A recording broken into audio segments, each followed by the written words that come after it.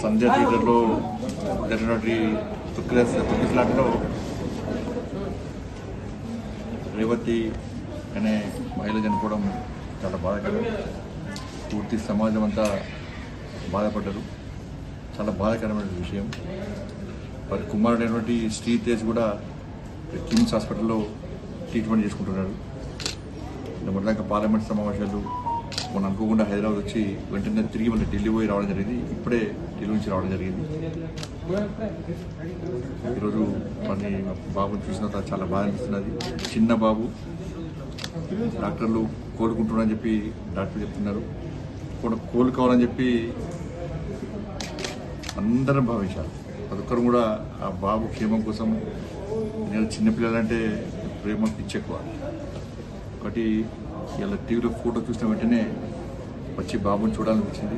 తప్పకుండా బాబు కోలుకోవాలని చెప్పి నేను నమ్ముకున్న అమ్మవారిని ప్రార్థిస్తున్నాను. చిన్న బాబు కాబట్టి కొంచెం రోజు కొంచెం కోలుకునే అవకాశం ఉన్నాయని చెప్పి డాక్టర్లు చెప్తున్నారు. కేవలం చూడడానికి మాత్రమే వచ్చింది. ఇప్పుడు రాజకీయాలు మాట్లాడే టైం కాదు. వీళ్ళు వాళ్ళని తిట్టుకోవడం, వాళ్ళు వీళ్ళకి అన్ని దయచేసి బంద్ చేద్దాం. సమస్యలను రాజకీయ కోణంతో చూసే ప్రయత్నం చేయదు.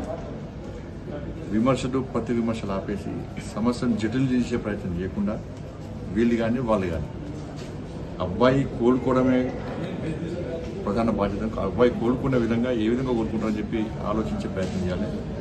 అబ్బాయి కోలుకోవాలని చెప్పి అందరూ కోలుకోవాలి. సమస్యలను జటిలు చేసే ప్రయత్నం చేయొద్దని చెప్పి సామరస్యంగా ఉండాలని చెప్పి మీ ద్వారా విజ్ఞప్తి చేస్తాం. Thank you.